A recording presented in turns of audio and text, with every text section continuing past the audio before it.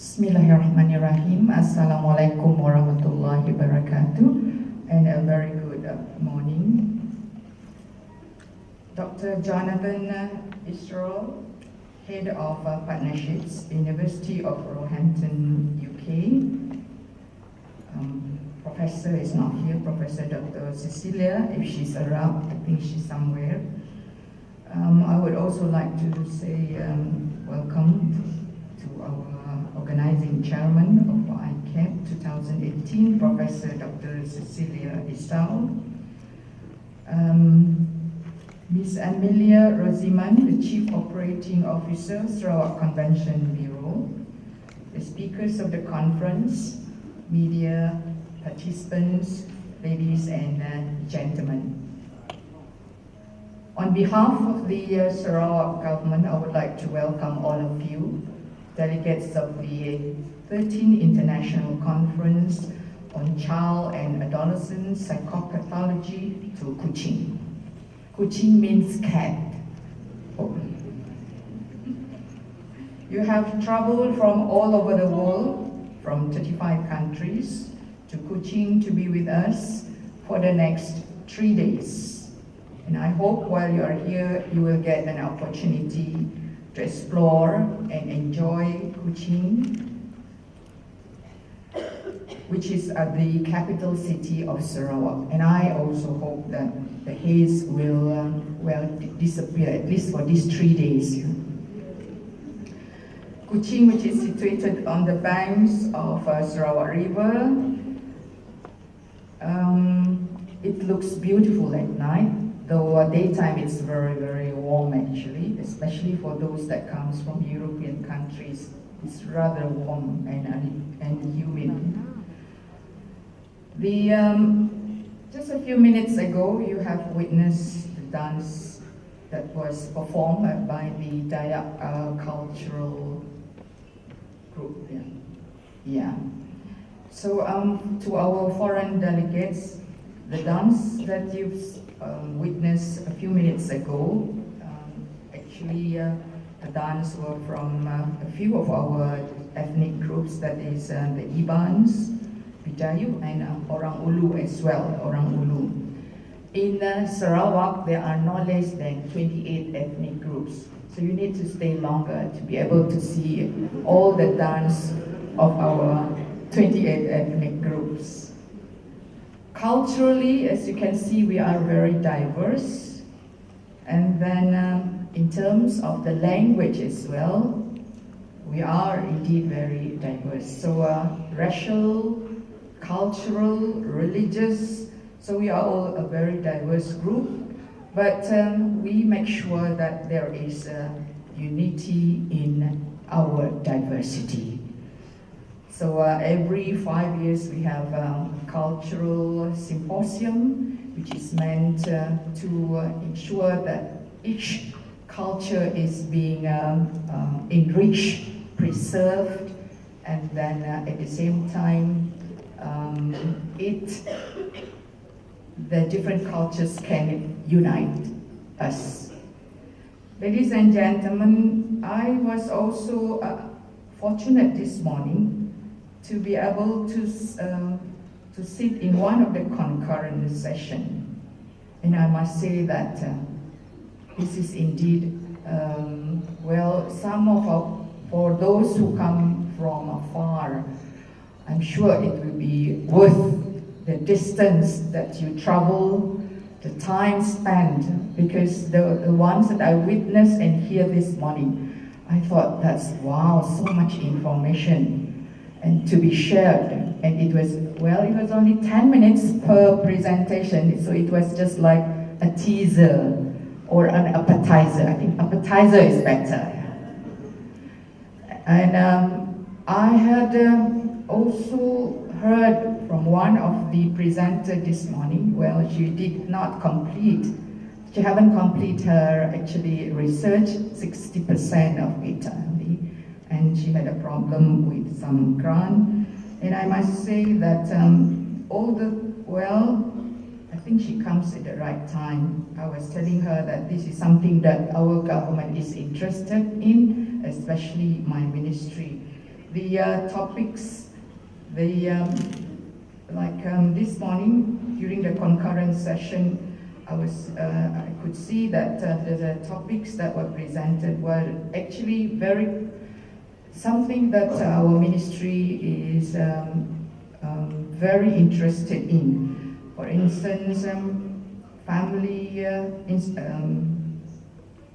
strengthening family institution, early childhood development, social issues, as well as community well-being. So these are the areas that my ministry is very interested in. So I'll show you some of the areas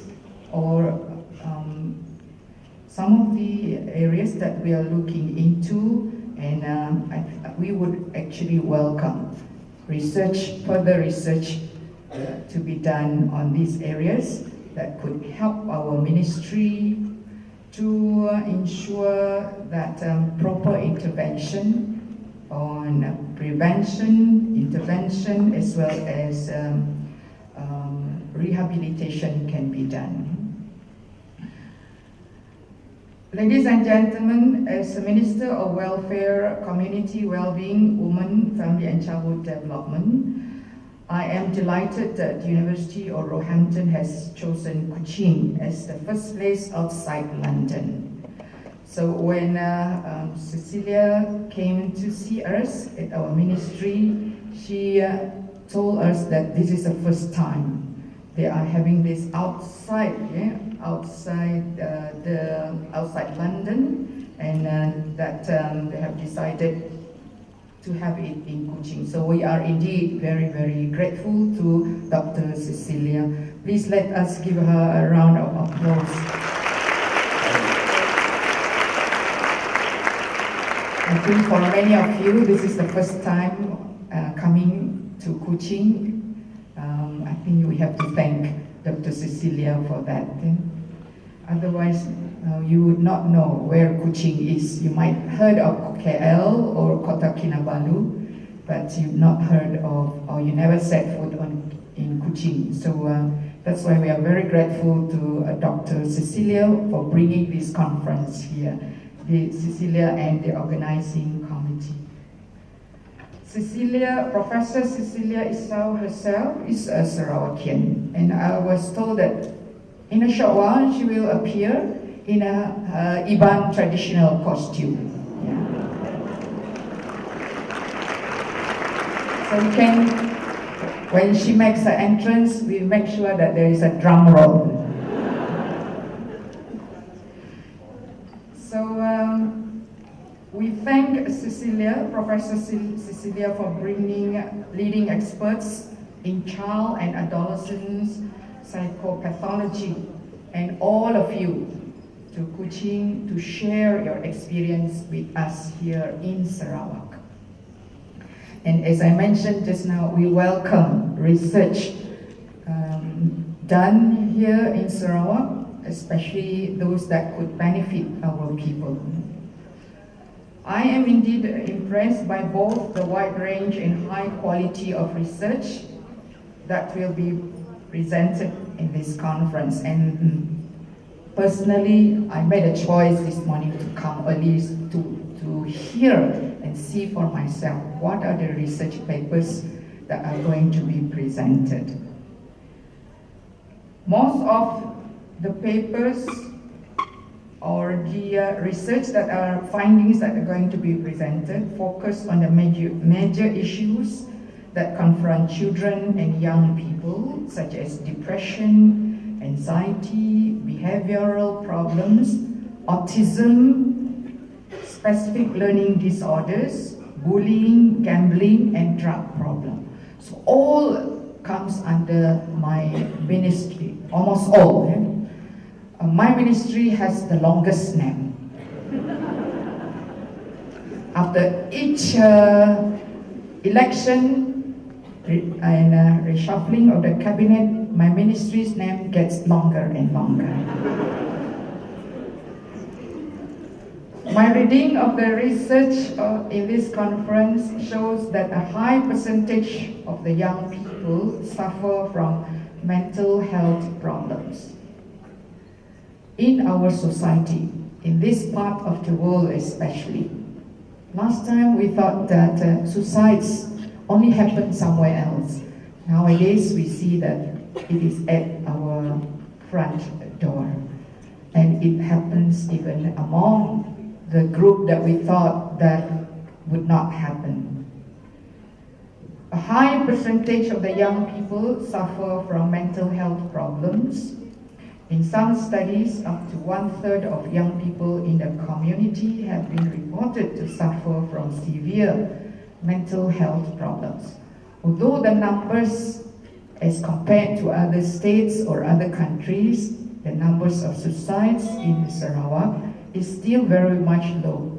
But we want to make sure that that number remains low. Many mental disorders that begin early in life tend to be chronic if they are not treated.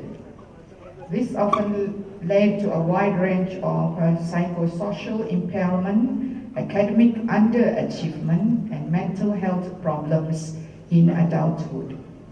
Mental disorders are still highly stigmatized in many parts of the world. That includes in Sarawak. Because of this, the percentage of those who seek treatment is low.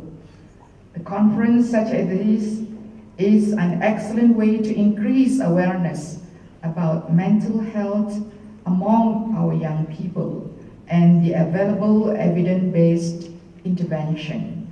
Several prevention and intervention programs have been developed for various types of mental disorders. Thus, I am delighted to see a large group of practitioners here today because I believe in the importance of practitioners and scientists working together to improve the health and psychological well-being of our young people. A wide range of factors have been identified as putting the child at risk for developing a mental disorder. However, the most consistent is related to family factors. It is therefore not surprising that this year's conference theme is on enhancing resilience in children, young people and families through innovative research, prevention and service development. Research has shown that mental disorders run in a family. Research has also shown that the way in which the children are being brought up has an important impact on their social, cognitive, and emotional development. So all the findings, all the research that is being done are indeed very relevant to my ministry. Ladies and gentlemen, allow me to use this opportunity to show you some of our focus areas under our ministry. First is on the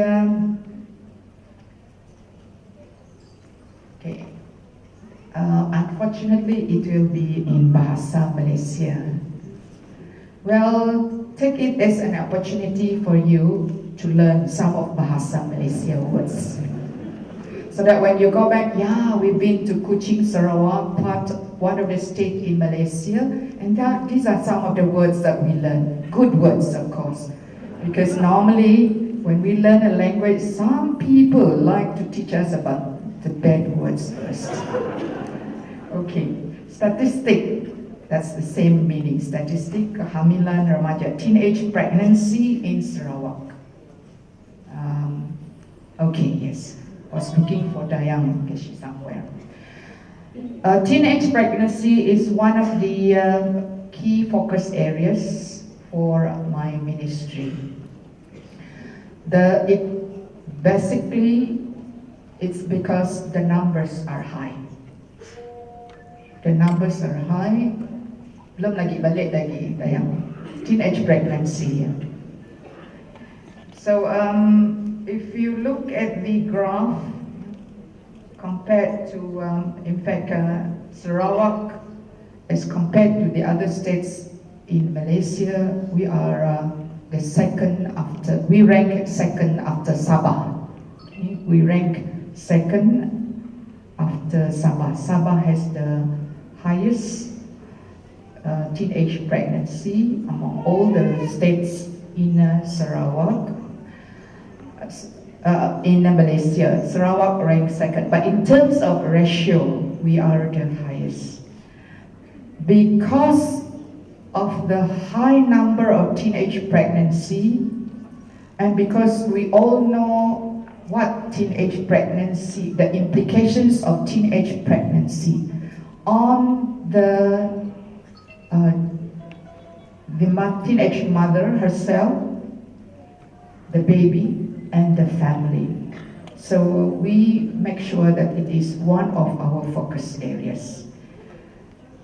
If we look at in terms of divisions as well, where there are some divisions that shows a high number, and one of our KPI is to make sure that there is a reduction in the teenage pregnancy by at least 10% per year.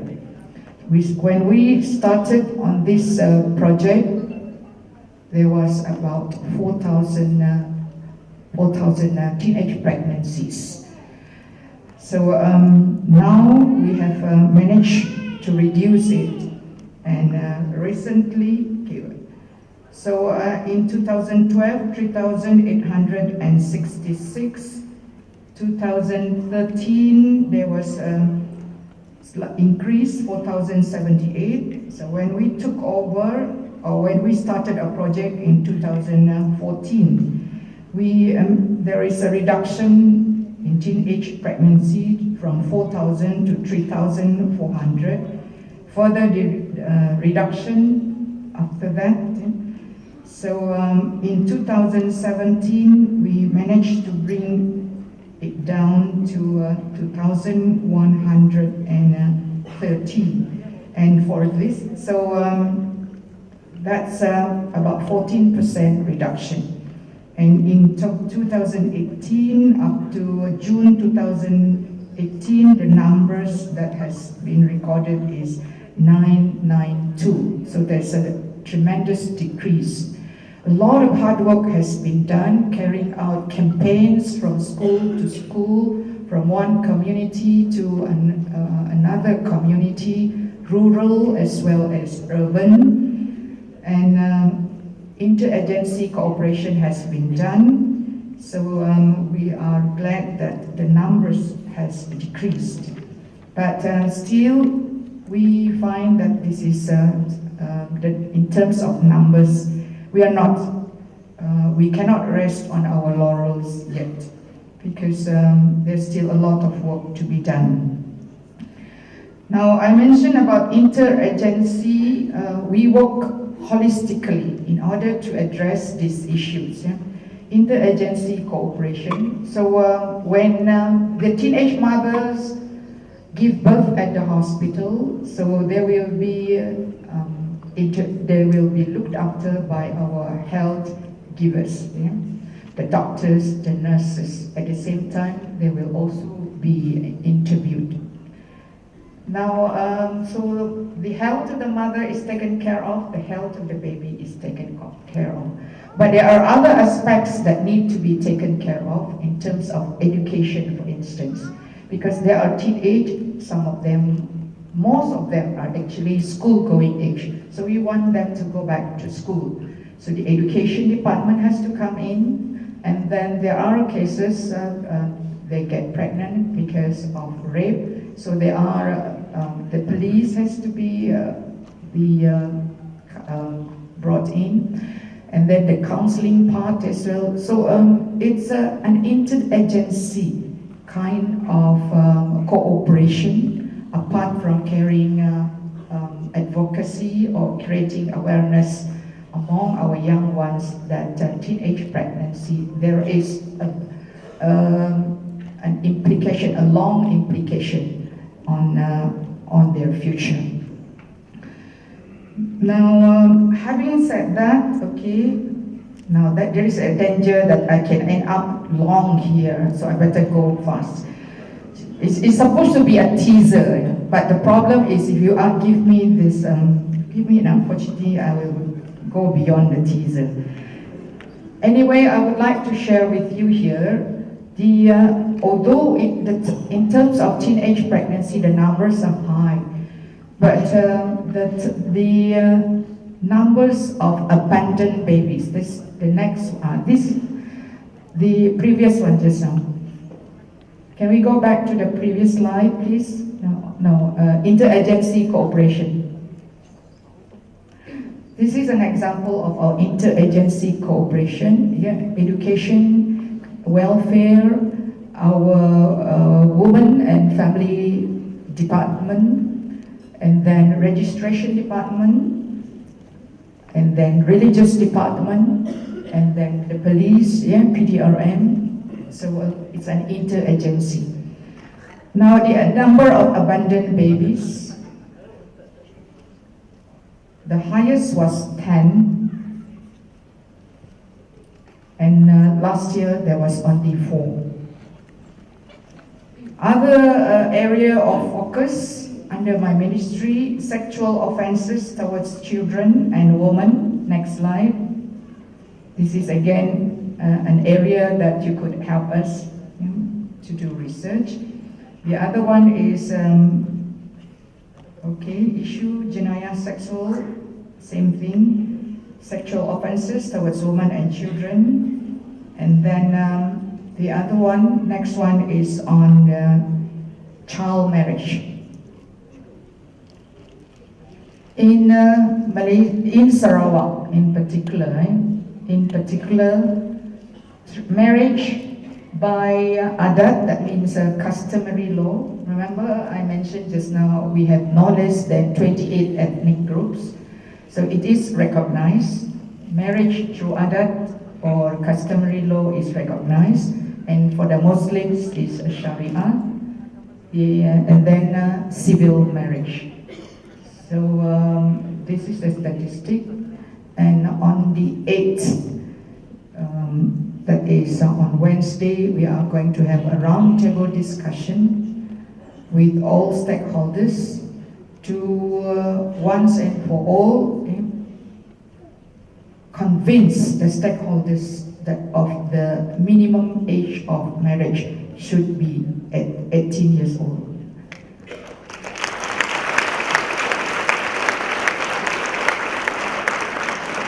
So that's supposed to be the teaser. And I'm very glad that our state government is very supportive of research that we carry out at our ministry under another department under my ministry. At the same time, we also encourage research. We welcome research that could benefit our people, especially that focus on children, women, family institution, social issues, as well as community well-being. So ladies and gentlemen, before I end up, once again, I would say a very good, I wish you all a very productive conference, and stay longer if you can. Enjoy our diverse culture, and then the very types of food that we have, as well as the hospitality. Thank you. Thank you.